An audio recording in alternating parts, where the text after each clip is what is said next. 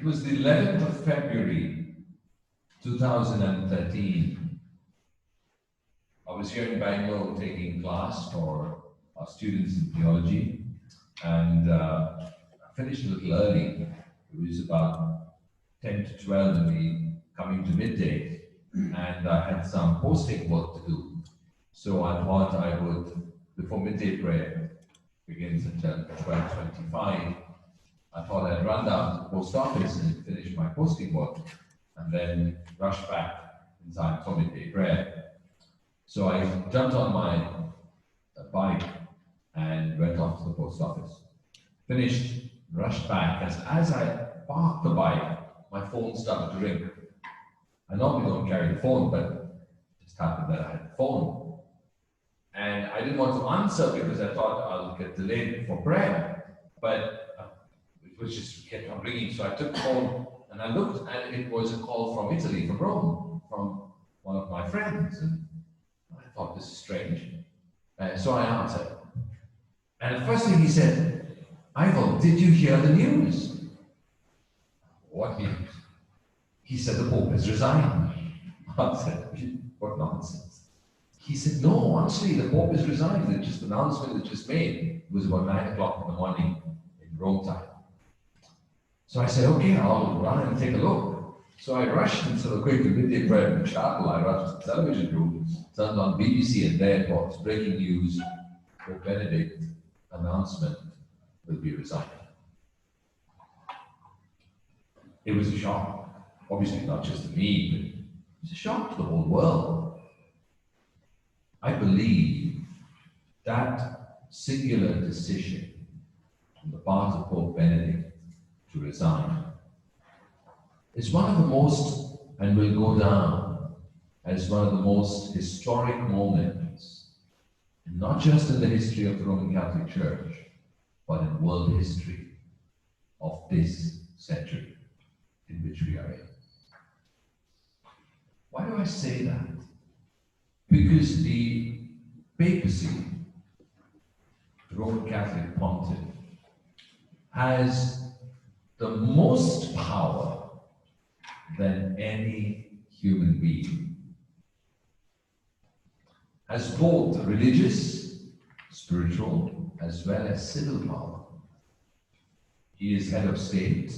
Vatican State is a recognized country, and he's head of that. He's also the spiritual leader and spiritual head to millions of Catholics all over the world, spread across every continent. And why is this? Because he, the Roman pontiff, is pontiff till death. Once elected, the Roman pontiff remains till death. In the history of our church, there are almost very, very few resignations. The last resignation was over 600 or 700 years. And for someone who was in, and still is in, very good mind, his mind is still very clear, body is very frail, there's no doubt about that. But he is still very alert in the mind. Might not have been the same with John Paul II. John Paul II's mind was definitely post-2000 struggling, but it's not the same with Benedict. And yet, very much clear in his mind, so nobody can say it was a decision forced upon him by outsiders, or it was a decision of an unsound mind. It was a very clear decision. It was a decision that came from deep within, a spiritual decision, to let go of that amount of power and to say, I will go into silence and I will not interfere. The church is under the guidance of the Holy Spirit, and the Holy Spirit will choose whom the Holy Spirit sees best to lead the church. And he was true to his word On the 28th of February 2013, we have those images, very powerful images of the helicopter taking Benedict after he resigned, took off his ring, gave the Chamberlain the seal, and he was taken off to Castel Gandolfo. And he would not be there present when the College of Cardinals was gathering. To influence them, to speak to them, he was going to be away. And he would, like all of us, have no clue who would be elected, and he would discern and discover the election by seeing the white smoke, just like you and me. And so, when he was taken out or moved out to Castel Gandolfo, all the cardinals gathered for 2 weeks in St. Peter's. The church came under the guidance now of the College of Cardinals, not under anymore the Emeritus. And in those 2 weeks, the College of Cardinals began to honestly look at the situation facing the church. And some of the issues facing the church, which they looked at were, I already spoke of, relativism, very powerfully in Europe, but fastly spreading out of Europe. The growing atheism in what would have been traditional Catholic countries, like Spain, like France, like Portugal, like Ireland. Traditional Catholic countries were now becoming atheists. The Vatican leaks, the whole scandal of the Vatican leaks, where important documents were leaked by the butler of the Holy Father. And these documents concerned about property, concerned about a certain gay or homosexual club within the Vatican. The IOR, that is the Vatican Bank, the Istituto Opere Religiose, the Vatican Bank, and the money laundering scandal that was taking place. Mafia controlled so much of the money laundering through bishops and some archbishops working in the Vatican. All of them have lost their jobs, consequently, obviously. Even a top-ranking cardinal congregation, head of saints, has been stripped 2 months ago because it is proven that he was part of this land deal in the United Kingdom. He was Assistant Secretary of State under Sadhana, under the former Secretary of State, Sadhana. Further, the clerical sexual abuse, and I've already spoken about that. The mushrooming of sects in South America, and Catholics leaving the church to join other sects. These were some of many major issues the church was facing. And it's in this context then that the cardinals on the 12th of March went into conclave, celebrated the Mass of the Holy Spirit, and the doors of the Sistine Chapel were closed. Their rooms were sealed, and all outsiders had to leave. That was the 12th of March. And one wondered who would be elected. We're told a lot of this is hypothetical, but we're told that on the fifth ballot, the next day, the 13th of March, as the votes passed 77 was the required number for election, 2/3 majority. As the votes passed 77, seated next to Jorge, that's George, Cardinal Bergoglio, was his longtime friend and companion and confidant, Jumes, the Brazilian cardinal. He himself said this a few days later to the press. Jumes embraced Jorge and kissed him on both cheeks and whispered in his ear, Jorge, non olvides los pobres. He said it in Spanish.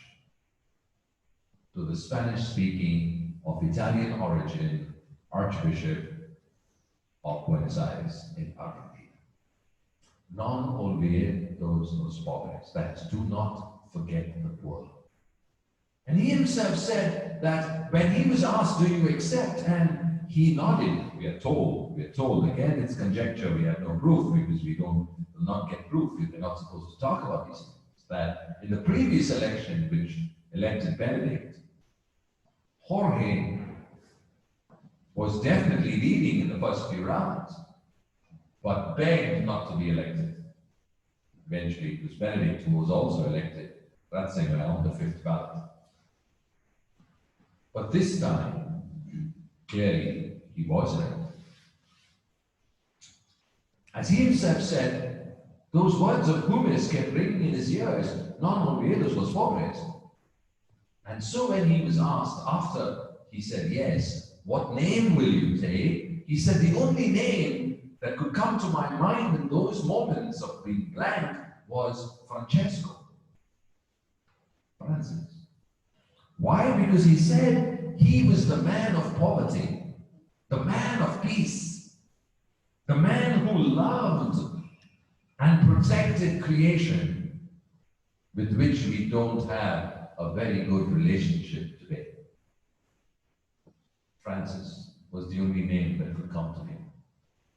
And that's what stunned even the maestro of ceremonies and the chamberlain who had to ask the question, because this was not taken before, Francesco. When he was led out, and everybody was applauding in the Sistine Chapel, as per tradition, he's taken to what's called the Chapel of Tears. It's a small, simple room where the newly elected Pope is left on his own for a while. And he's asked to remove his clothes, his cardinal clothes, and there will be 3 or 4 or 5 different sizes of the white papal habit. Different sizes because you don't know what size of a man is going to be elected. And as he put on the white, standing at his side was the long-time maestro of ceremonies, Archbishop Marini, served John Paul, served Ratzinger, and now was maestro continuity, no? And so he gave him beautiful golden chain with the golden pectoral cross of the Pope. And Francesco, the newly elected Jorge, said in Italian to Marini, Marini non lo voglio. I don't want it. Basta questo. Enough this. His simple stainless steel chain with a simple stainless steel cross on which is the figure of the Good Samaritan carrying the Jew. That's what was given to him as a gift when he was made an auxiliary. And that's what he always wore. And that's what he still wears today. And then Marini took the beautiful velvet papal stole, worn for over 1,100 years, Pope after Pope. It's red velvet, studded with sapphires, rubies, emeralds, diamonds. It's a magnificent stone. Well, each is about that size, no? Each side. Benedict used to love to wear that. You could see him always with that. And he said, non lo voglio, I don't want it. Lo spettacolo è finito. That is difficult to translate, but the show is over. The show is over. And he has not worn that till this day. And he came just simple, without that stole, in his white, in his black shoes and black socks, because he never wore red socks as a cardinal. He never fit the cardinal bill. And he came into the Sistine Chapel. Obviously, immediately the chapel was arranged with the papal platform in white, the papal throne on top of that, and he would have to sit, and every cardinal, one after the other, would have to kneel down and give their obedience to him. Francis did not even stand on the papal platform. He stood down. and he never sat on the throne. As each cardinal came up to him, as he stood, he never let them genuflect to him. He just embraced each one after the other. One was left. He was on a wheelchair.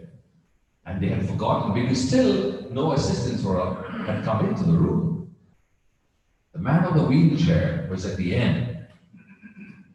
And Francis walked down the Sistine Chapel and knelt down to the man on the wheelchair, who was a cardinal, and embraced him. He was Ivel, who was very frail with high diabetes and severe arthritic condition at that papal election. These signs were there already. It's after that he came out onto the balcony and we heard, Habemus Papa, we have a Pope. And his name is Jorge Cardinal Bergoglio from Argentina, Buenos Aires. And there was a thunderous applause. And again, it was simple, just as white. And you could see from within the white, the black, and those pictures are still there, the black clerical shirt under that white habit.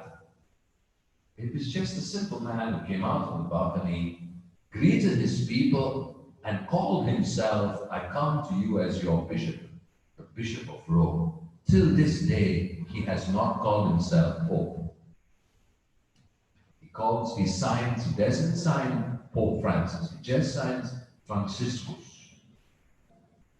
And he accepts the term Holy Father, but he doesn't use the word Pope. That's quite significant for those of us who study both Trinitarian theology, pneumatology, and church history. That's a singular problem with the Eastern Church. He goes as Bishop of Rome to meet the bishop of what used to be Constantinople, the head of the Eastern Church. Two brothers meeting each other from time to time. Two brothers meeting each other with love. It's quite significant. This is a Jesuit. His actions convey a deep inner resolve and meaning. The signs have been plenty, Immediately after his election, he jokingly told them, he said, I'm pretty sure you're going to be sorry for what you've done. And maybe you will repent for having elected me. And obviously, many believe they made a mistake, Remember that incident about that Italian bishop who was praying for a miracle? And the miracle was that the Pope died because he really believed that God has given us a wrong Pope. Why? Because what is he doing? He's turning everything upside down. No longer can we live these lives that we lived. And there are still quite a few who don't like his style. But what is his style? We've seen the style, no? He talks, children come up and play with his casa. Another child sits on his throne. And he has no problem about it. He will sit down and a child in the Philippines, remember that beautiful incident of that little girl who came running on the stage and he embraced her and she whispered in his ear, she was the daughter of a prostitute. And she said, why, Holy Father, must we suffer like this? And he cried with her. And he used that to everyone. This is a very different style of connecting with people, with suffering people. He just picks the phone and talks to people. I can go on and on. I'll just take one very beautiful incident. He works because of security and because of different ways of prohibitions that he can't go out as he used to do in the early years of his papacy. He, with the Grand Almoner, who's an archbishop, he's now made him a cardinal, Konrad, I forget the Polish name, he's from Poland. He is the Grand Almoner. In other words, he is the hands of the Holy Father for the Holy Father's charitable work. So they used to slip out of St. Peter's, both of them in black shirts and their simple pectoral chain and cross, pretty much unnoticed, much to the horror of the Swiss guards, in the middle of the night, and meet the barbone, that is the street men, and talk to them. On one such occasion, Conrad, the Archbishop, was talking to a street man, the Barboni. Now, if you know from your experience in Rome, these Barboni, they are, how to express this? They stink. You can smell a Barboni from far. No, the stench is horrendous. You almost want to cross the street and walk on the other side. The stench is so bad. So anyway, Archbishop Conrad was talking to this man and then realized, well, it was this man's birthday. So he said, come, let's go and eat. So they were sitting at a Chinese restaurant and eating, just the two of them. Nobody else would have sat, getting that smell. But anyway, as they were eating, this Barboni said to the Archbishop, he said, you know, I don't know how you're doing this with me. I smell, no, I'm not used to my smell, but Conrad said, it's okay, no problem. He said, do you know why I smell? The Archbishop said, I don't know. He said, I'll tell you why I smell. I smell because I have not had a bath for nearly a month. There are places to go for toilets in Rome, where you put a coin and you can use the toilet for a short call and a long call, but there are no places to have a shower. That's why I smell. Next morning at breakfast, Ian and Francis, he recounts to Francis the incident. Francis shakes his head and he walks to the window. He looks across and he sees Vatican property now. He turns to Conrad and says, let's build showers. Where? There. That's our property. Let's build showers. And so he decides to build showers in the Vatican for the Barboni.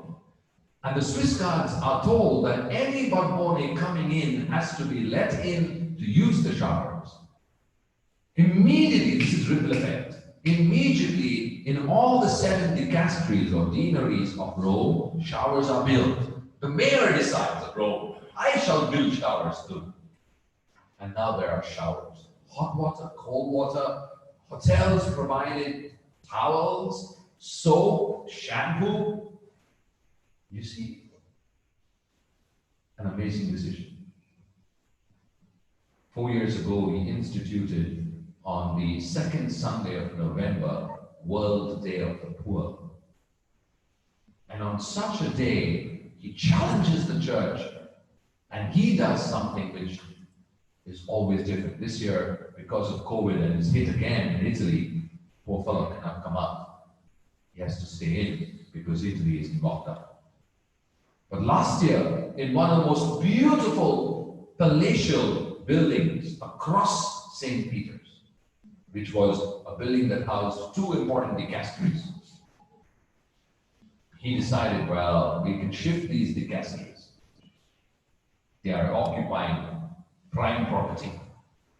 Why? Because Conrad said to him, there is the need for building a refugee center to house refugees so they can stay, as well as some of the street people, men and women, who do not have a place to sleep. So he said, fine, let's evict 2 dicasteries. It's just offices. And we'll convert this building, palatial building, into a hotel for refugees, free of cost. The work for that started, it was finished and inaugurated last year, 2019, on World Day of the Poor, but it started in February last year. 5 Italian contractors did not want to help this project because it would be too difficult for them. A 6th contractor finally said, okay, great reluctance. Why? Because there was one rider, and the rider was this, that you will get the contract provided you employ street people. So they said, this is ridiculous. How can we employ street people? They'll spoil the job. The 6th contractor finally accepted. When it was done, The contractor said this was the only contract in his whole career that he was able to finish on time. Because the street people, unlike the Italians, came on time to work, worked without pausing and taking 101 breaks. All the top hotels came forward with linen, with towels again, with different aspects, furniture, and it was inaugurated last year. As somebody said, what a waste to give the best building overlooking St. Peter's and make it a refugee center. You could have taken any place in the corner of Rome, to which Francis said, in the corner of Rome, why? Why should they not get the best? Why should they not get the best? They are a reminder to him and to all those prelates in the Vatican. They are a prick on their conscience. There is a method in the madness of this man. And that's why he can say, well, I'm quoting from Evangelical, the church is called to be the house of the Father, number 47, Evangelical. The doors are always wide open.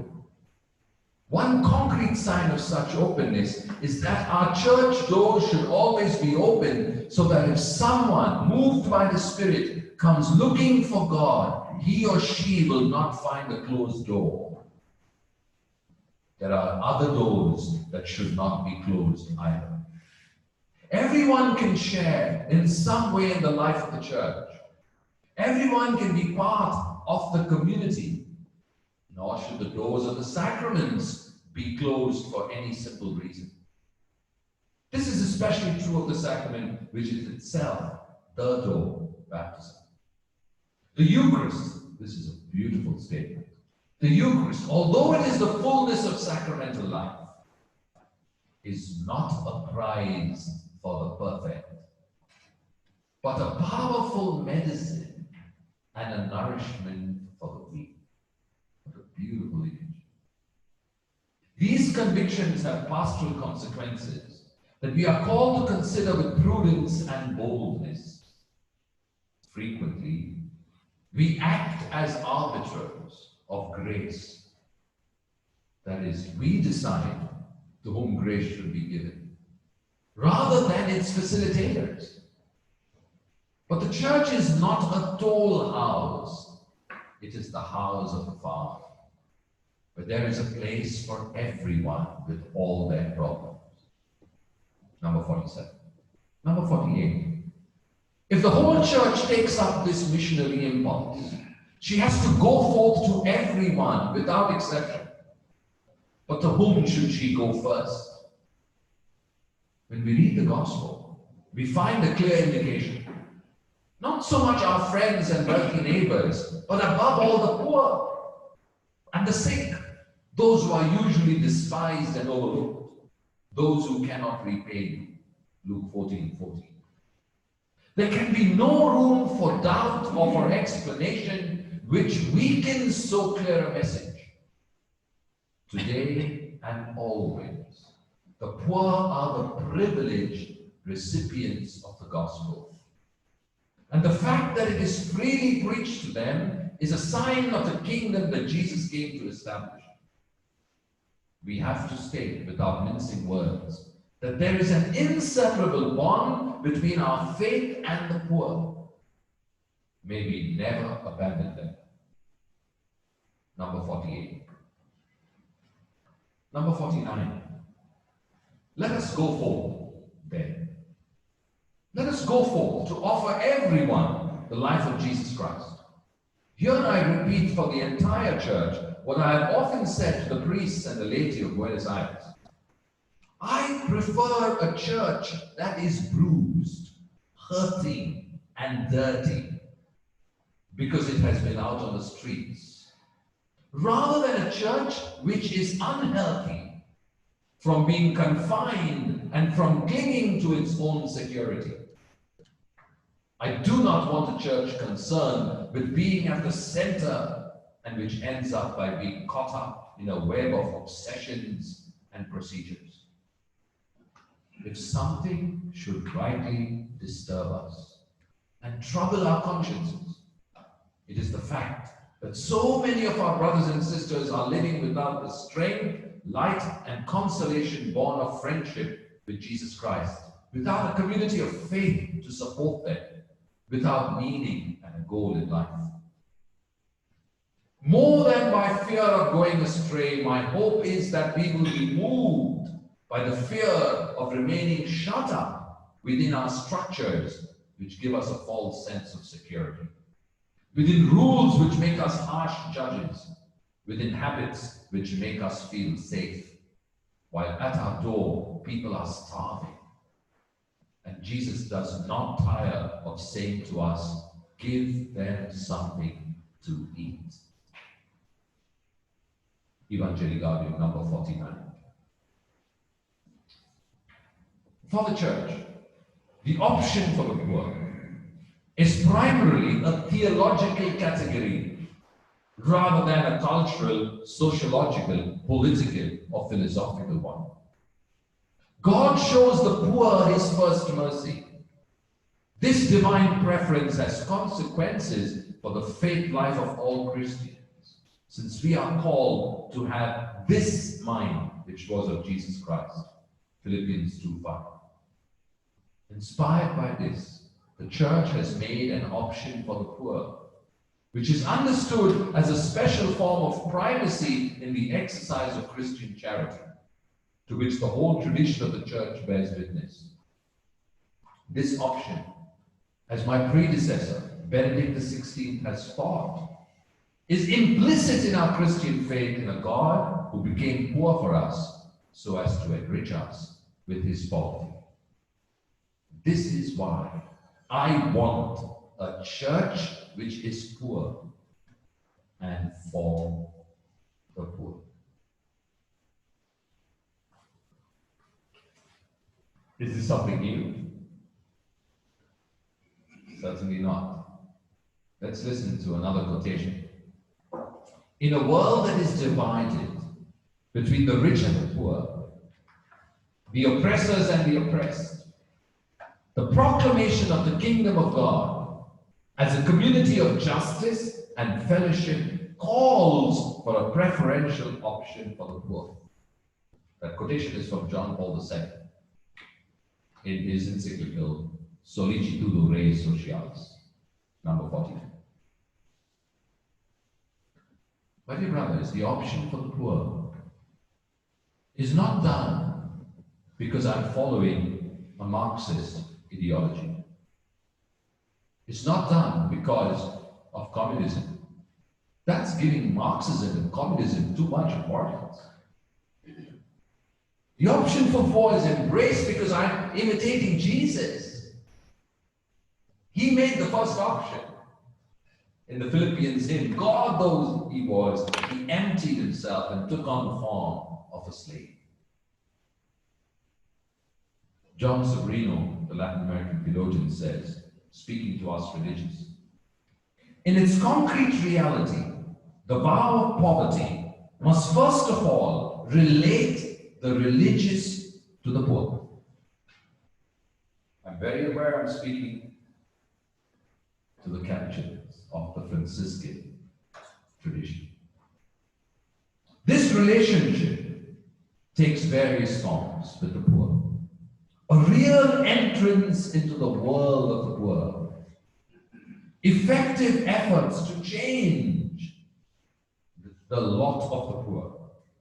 A stripping of self on behalf of the poor. A defense of the causes of the poor. Sharing their struggles and destiny. This is the realization of the vow of poverty. My dear brothers, there are two unnegotiables, uncompromisables in religious life, which form the core of religious life. If either of these loses or falls, it's going to be the death of religious life. The first I reflected today morning, Community Day. That is an unnegotiable. That is an uncompromisable. That is, as I said, the raison d'etre of our existence. And the second is closeness to the poor. And this is for all religious congregations, not just you Franciscans, because you are born from that core of being close to the poor. Lady poverty is the one you have embraced through your family. But this is not just for you. This is for all religions. The day we forget the poor, religious life dies. I'm convinced about it. And we are seeing this already in so many religious congregations. Why is this so? Well, if you look, go back to Jesus, no? Jesus, yes, he came to proclaim salvation to all, no doubt about it. But Luke 4:16 very clearly says, anointed me to proclaim good news to the poor. We can't change that. That is written in stone. We might give all the justifications possible, but you can't change the gospel text. And that's why some of us don't like to read the gospel. And we prefer to read everybody else and everything else and go for every other course but study the Gospels. Because the Gospels prick our conscience and bring us to the real Jesus. Let's look at and spend a little time on poverty in the Bible. I want to mention three aspects. The first, the poor are the privileged people of God. The poor are the privileged people of God.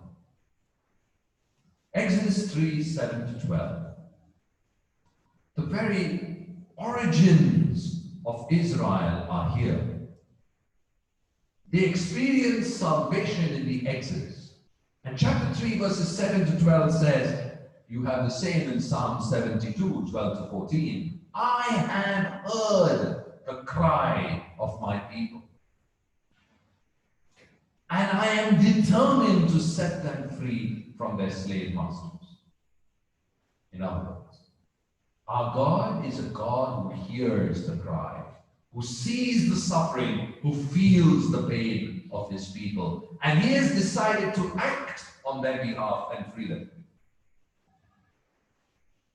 God is on the side of the poor and on the side of the victim.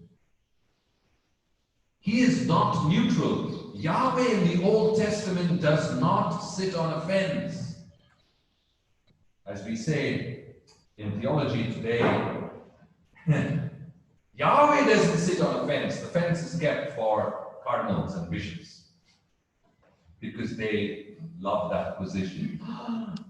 We cannot go this side, or we cannot go this side. What will the government say? Or we lose this. They try to be diplomats. You're either hot or you're either cold. If you're lukewarm, I spit you out of my mouth. That's the book of Revelation, by the way. Yahweh takes a stance. Yahweh chooses. He chooses the side of the poor. He's partial. Always on the side of the poor. Why? Not because the poor are better than the rich, morally. No. Because Yahweh loves life. He is the author of life. By his very nature, he stands for life. Therefore, anywhere or everywhere, life is threatened, life is challenged, life is diminished, Yahweh will be there. Wherever life is diminished through oppression, through injustice, through suffering, Yahweh is there. So that's the first thing to remember. The poor are the privileged people of Yahweh. The second, there's a gradual mistrust concerning riches and possession in the Bible. Initially, the Old Testament is ambiguous, namely, in the very early writings, especially wisdom literature, poverty is seen as a result of laziness or as a punishment. This is early history. But gradually, once we have the covenant, and the covenant comes into play, then poverty is seen as a refusal, a rejection, a forgetting of the covenant. I am your God, you are my people. And therefore the Deuteronomist, and we have this reading in midday prayer, Deuteronomy 15:4. That very striking. It's the day when I forget and I say to myself, oh, I should have skipped midday prayer today, because I get very guilty that day. The text is, let there be no poor among you. The existence of poor amongst the people of Yahweh is a sign that they are not keeping the covenant. Let there be no poor among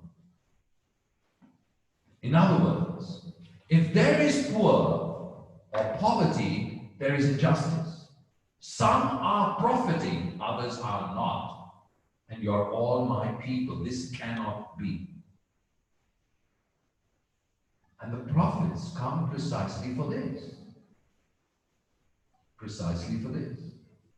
So if you don't want to read the Deuteronomist,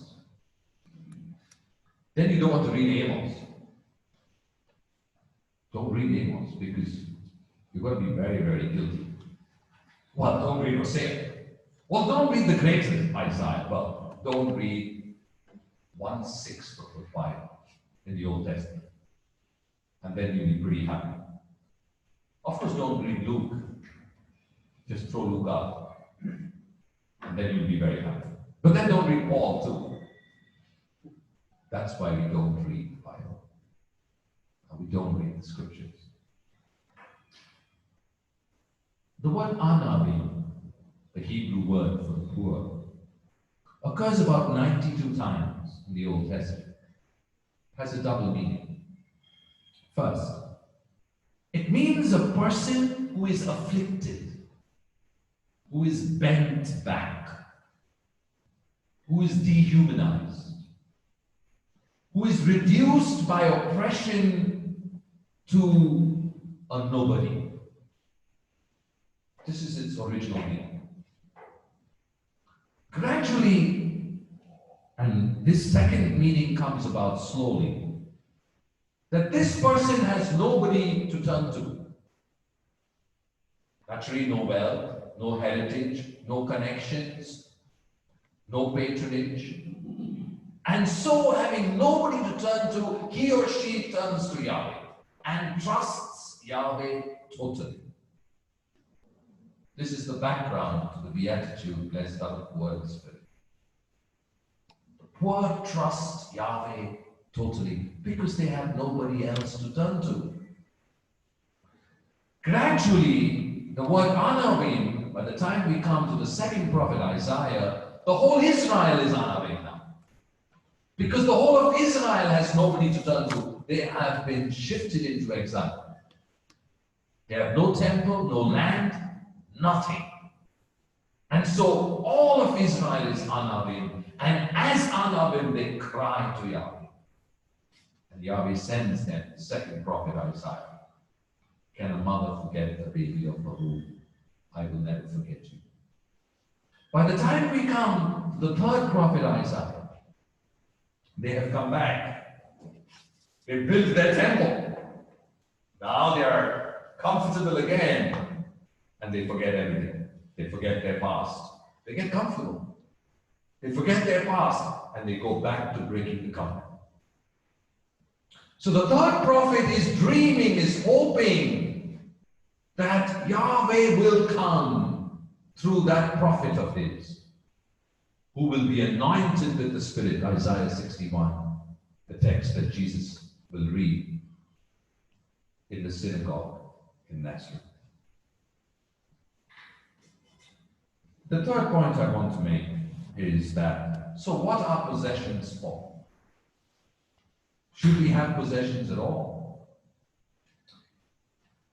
The Bible is very, very clear, and the New Testament more clear than ever, that riches and possessions in themselves are not evil, but have a danger that we can be blinded by them.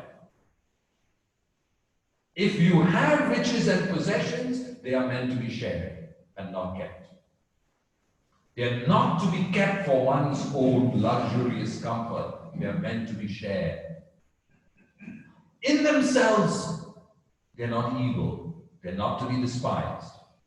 But they exist to be shared. Share your resources. Why? Because there's the danger that once you possess, it takes over you. And you want more, and you want more, and then you become a slave to the possession. Their history proves this again and again. By the time we come to Acts 4, 32 to 35, the New Testament is clear. If at all you have possession, you bring it and you share it. Why? Because you have only one possession now, the risen Jesus. The risen Jesus is your only treasure, your only possession, your everything. Whatever else you have, you share. Remember the text, they shared everything in common. Religious life seeks to live that. We share everything in common. You remember that incident in the book of Acts, no? That man, he and his wife, Sapphira, they quietly hide a little property, no? And they come and they say, okay, yeah, this is what we have. We've kept a little on our side. It's not something new, by the way. Many religions do that. We doctor books. We show one thing, but something is hidden somewhere else. We in the church are living that text again and again in different ways, and we justify all this. What does Peter do? Peter goes ballistic. He throws a fit. He orders their death. He condemns them. Why? In other words, Jesus, the risen Lord, is no longer your treasure. You have something else as your treasure. My God. Thank God Peter is not here. If Peter were to look at the way we religious are living today, I wonder what he'd do to us. Or for that matter, all, as I said at the Eucharist. Who were the poor for Jesus? There are two categories. First is the economically poor. They are the hungry and the thirsty. Matthew, eschatological discourse. They are the sick and in prison. They are the ones who are weighed down by daily life, for whom daily survival is a challenge, for whom survival is a very hard task. And there were many in this time. That's why you could say, whatsoever you do to the least, hungry, thirsty, sick, in prison, naked. Then there were the sociologically poor. Those who were kept out, despised by the ruling classes, by the Pharisees, by the Sadducees, by the religious authorities, because they were big sinners. There are many groups: prostitutes, shepherds, maybe I'll talk about shepherds on Friday, public sinners, tax collectors. They could have had a lot of money, but the temple doors were closed to them. There was no salvation. They were despised. The poor of the Bible, and I quote the famous Indian scripture scholar, George Suarez Prabhu, the poor of the Bible are all those who are in any way, and not just economically, any way deprived of the means of dignity. The means of dignity they need to lead a full human life. Or who are in a situation of powerlessness. which exposes them to such degradation. The poor of the Bible are the wretched of the earth, the marginalized, the exploited, all those who are actually or potentially oppressed. So today we don't have to look far. We saw in the pandemic the migrant people in our own country victimized, brutalized, and today we are seeing that our Indian constitution does not have anything to protect migrants. And that's why they are further brutalized. Victims of rape, victims of molestation, children, the list is long in our country, my dear brothers. We don't have to look too far. So how do we respond? In a couple of ways. I shouldn't be talking to the Capuchins about poverty. But I'll just share from my own conviction.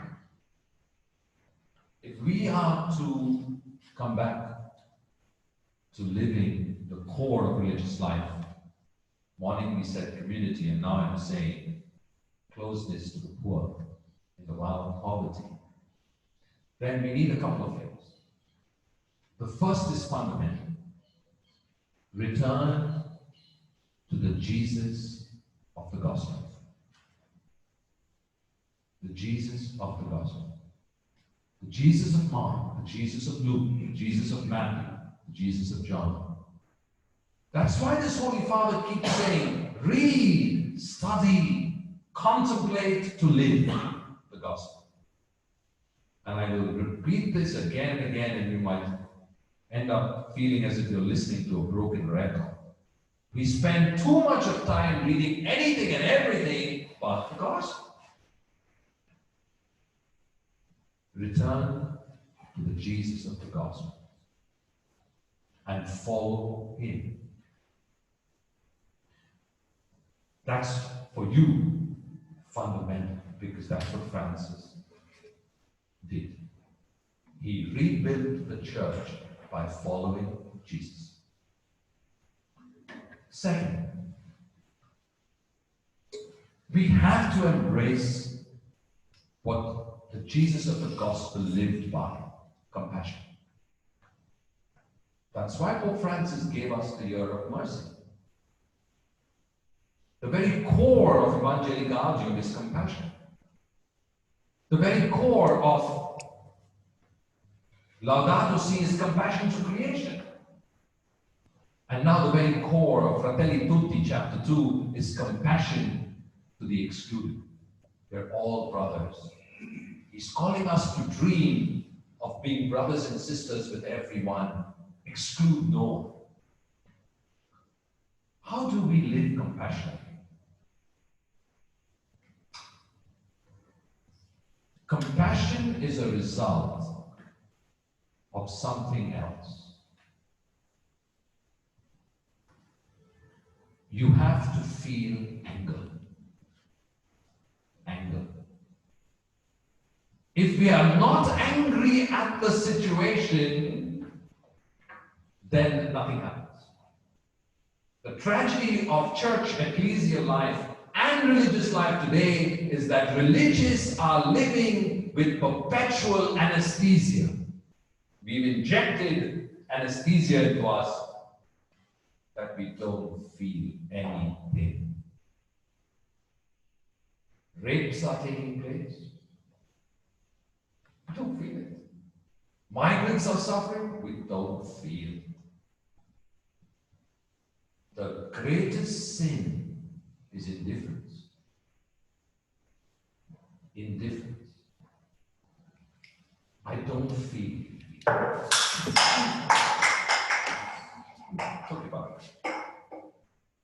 I don't feel it. If we don't feel, nothing happens. Exodus 3:7 and the following. I have heard their cry.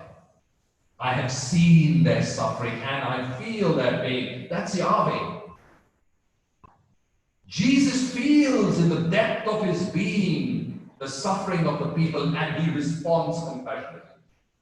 So we need to feel anger, and I'm not saying once you feel anger, you act violently. No, no, no. When you feel anger, you act compassionately. You do something concrete, compassion. Compassion won't come otherwise. As the Catholic, as the Christian, as the gospel responds to suffering and poverty, if we don't feel it. What are some of the areas, my dear brothers, we need to look at where we are to manifest compassion? First, be partial. Be partial to the poor. Because you are then following a sound tradition. You're following Yahweh. You're following the Son of Yahweh, Jesus, and you're following Francis, your father. Be partial to the poor. In your institutions, in your parishes, in your outreach, be partial to the poor. Don't worry about it, because when you are partial to the poor, Yahweh will protect. Yahweh will deliver. Yahweh is never outdone in generosity. Never. Never. I have enough experience in this. The day I have signed a check for a donation for someone who's suffering, I get twice or three times more. If not in that day, by the next day. It has astounded me in these years of being Bridget Street. Astounded me. Yahweh is never outdone in generosity. I am amazed in this whole pandemic, how the decision we took at the start of the pandemic not to reduce salaries, not to reduce leave of all our staff in all our communities, and in all, we have just a few institutions. We are paying full salary, and we're cutting nothing. When I said to my council, I said, listen, we will never go without. Let us trust in providence, but we will not deny our own people. They are struggling people. We will give them full. We will not cut even leave. Because for 3 to 4 months they couldn't come to work. But we will not use that against them. And the amazing thing is, we are not in want. We are not in want. And I am sure we Redemptorists will never be in want. The more you give to the poor, we will never go without. So be partial in all your institutions. No matter what, be partial to the poor. Second, very much linked to this, justice begins at home.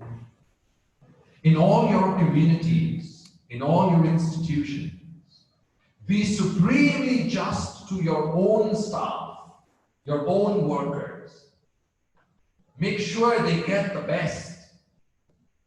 Because at the end of the day, we religious are collecting funds for whom? For the poor. We make all the big documentations and projects to collect funds for the poor, and if that money is not going to them, then we have a huge responsibility. So be just to your own staff. Whether it's the kitchen staff, the garden staff, your drivers, your clerical staff, non-clerical staff, be just with their wages. Be loose with your fingers, not tight. Because that's the gospel. Be generous. The Father is generous. Even if they are bullying you with a story, why are they bullying you with a story? I remember early in my life, I used to get very mad when I was tricked by a false story, and I had to give out money, and I realized it was a trick. So I brought that to spiritual direction. And the spiritual director said to me, Ivel, whose money did you give? You gave your pocket money? I said, no. Why are you making a big deal about it then? You didn't give your pocket money, right? You gave community funds, right? Yeah. Who was that money for? The poor, right? Yeah. Why are you becoming a judge of how that person has spent that money? That person gives the account to God. You've collected money. That money is for the poor. If the poor have reached the stage where they have to tell you a false story, then you give money. That's their tragedy. That's their tragedy. My spiritual director turned everything upside down. Now I am not in a position to judge the stories that come to me. That's the person and God. I receive, I give. I'm not judged. Another aspect. 2015, I just become provincial. And I attended a seminar by the CRI in Mumbai. The BJP had come to power in the center. The BJP had come to power in Maharashtra with the Shiv Sena. And the CRI were giving us a whole list of do's and don'ts for religious, how to now check our accounts, keep our books, keep our receipts, monitor this, monitor that, our FCRA accounts. 45 minutes I listened to how to be careful with accounts. After a while, it was question time. So I said, if I understand you correctly, you're asking us to be correct with our accounting procedures, to be good with our books, keep everything in order because of Modi, right? And because of Fadnavis and the Shiv Sena. Yes, they said. If you don't, you'll be in trouble. So I said, in other words, before this, we were not supposed to do this, right? So in other words, we are supposed to be living our vow of poverty because of Modi. Then thanks be to God, we have Modi. Where is the gospel of this? And suddenly everybody looked behind me because I was standing at the back. You see how ridiculous we are? It's total ridiculousness. So suddenly the whole church is waking up. Oh, be careful with your accounts. Modi will come. The BJP will come. I say, let them come. Because they should not find anything wrong. Why? Because we are following the gospel. If we are following the gospel, and the gospel demands stewardship, then why are our books wrong? Why are we not keeping accounts? Why are we misappropriating funds from foreign accounts? Maybe we are not following the gospel. Let me end here. My dear brothers, I'm a Rectors. You are Capuchins. And far be it for me to tell you this. But all the same, take it for what it's worth. You might forget everything I have said during this retreat. That's okay. But I beg you, do not forget the poor. Do not. The day you Capuchins forget the poor, the church will lose its conscience. Because Francis was the conscience of the church. Franciscan spirituality is a necessity that the church remains in keeping the gospel, a church for the poor and a church of the poor. So you, in living your poverty and closeness to the poor, teach all of us, Redemptorists and the whole church, how to live the gospel.